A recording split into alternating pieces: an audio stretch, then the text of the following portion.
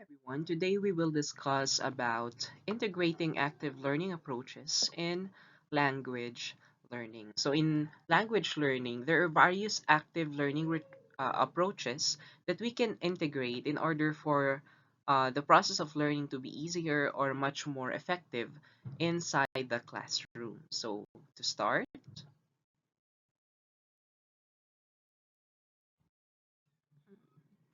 so first is inquiry-based learning.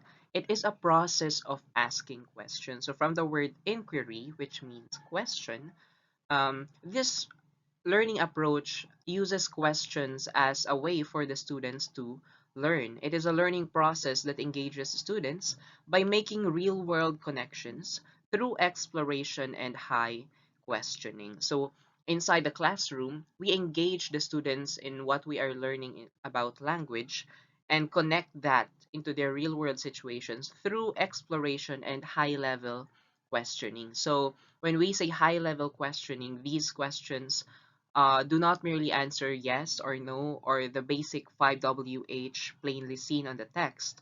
It talks about something deeper or uh, a thought that requires a higher level of um, understanding. So when we ask the questions about some things that would arouse their curiosity or um, make them wonder about some things that they did not think about before. So these kinds of questions would help them in having a deeper level of understanding in the topic being discussed.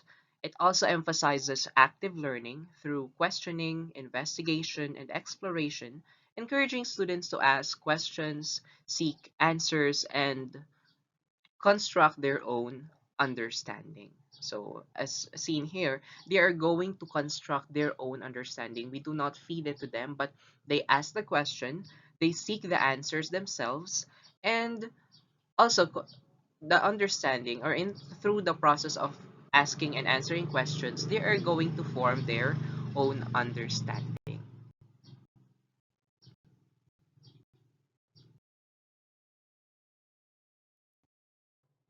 The second active learning approach is called problem-based learning. It is an approach that involves a process of inquiry and solving open-ended questions that serve as the main problem that the learners will work on. A process that is used to identify problems with a scenario to increase knowledge and understanding. So quite the same with inquiry-based learning. However, in this learning approach, these questions are open-ended and it is not only in the process of answering them, but they serve as the problem that the learners will work on in the process of learning about maybe something that is read, something about language that is being discussed. So, in this scenario, they are going to identify problems and try to solve it for them to increase their knowledge and understanding about the topic.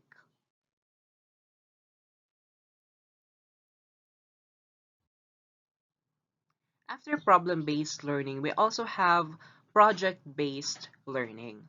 It is an instructional approach designed to give students the opportunity to develop knowledge and skills through engaging projects set around challenges and problems they may face in the real world.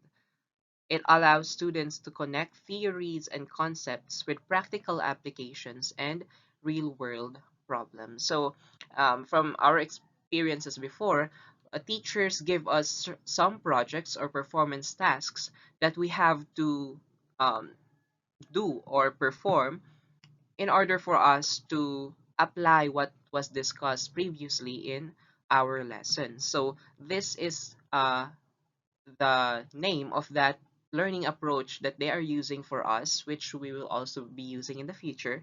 It is called project-based learning. So through a certain project connected with the topic or the lesson, the students develop a deeper knowledge and so skills. They also learn certain skills that they may not achieve through merely discussions and talks. So we also have to make them do something and give them challenges which is connected to the real world in order for it to be relevant and be applied practically in their situation. So, as mentioned here, I'm going to repeat, it connects theories and concepts with practical applications and real world problems for them to understand that what they are learning is not merely some theory, but something that they will be benefiting from by applying it in their situations.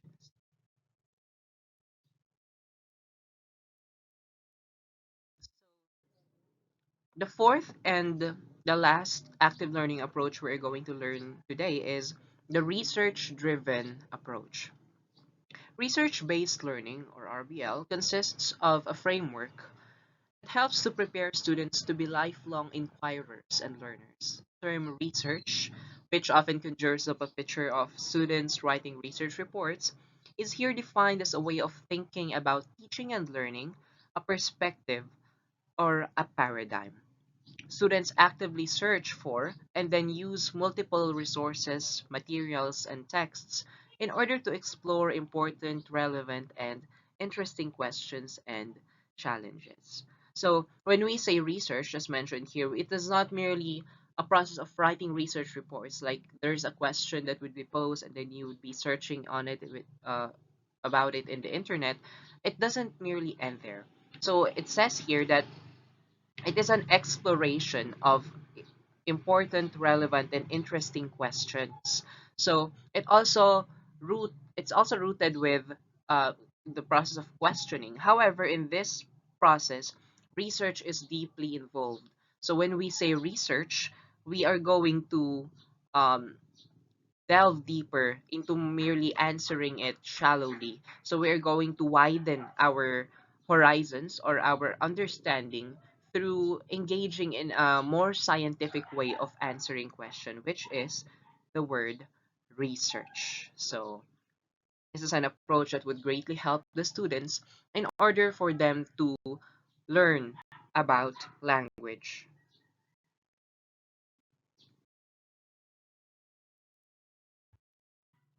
So as a recap, we have four different active learning approaches, which is inquiry based learning, problem based learning, project based learning, and lastly, research based learning. As we have seen, most of them, or almost all of them, are rooted in the word question, right? So there are differences among these, which distinguishes them to be different from one another. So we're going to talk about it.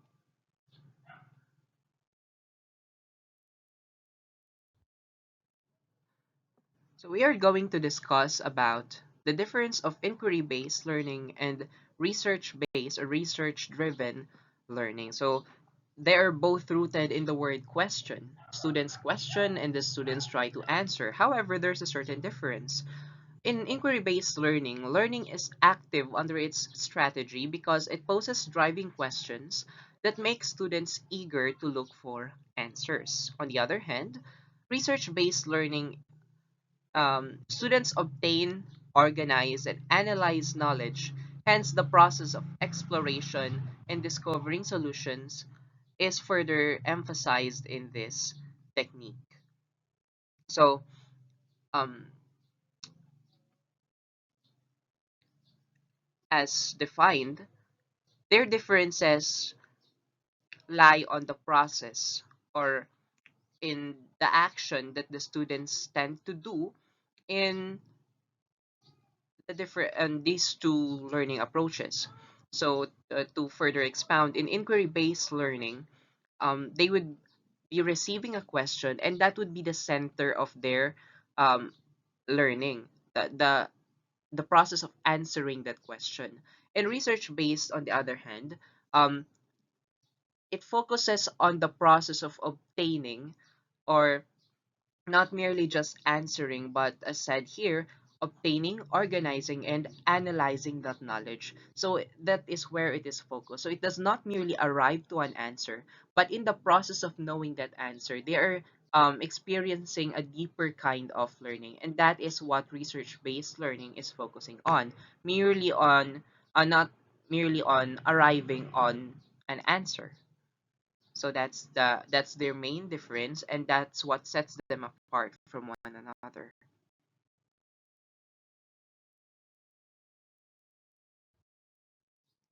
On the other hand, there's also a certain difference between problem-based learning and project-based learning. So, as we've previously discussed, and what we can observe, problem-based and project-based require students to have an output, right?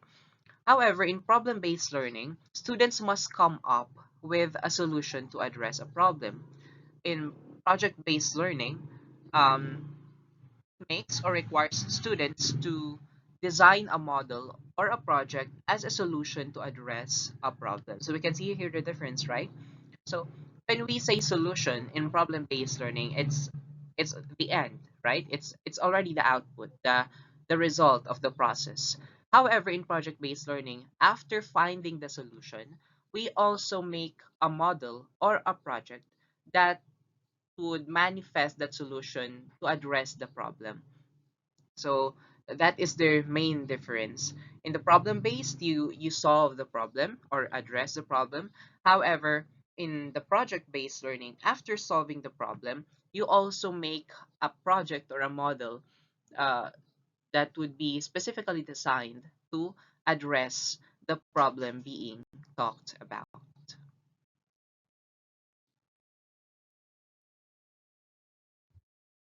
So that's all. Thank you so much. And I hope you understood what we have discussed about the different learning approaches that can be integrated in language learning.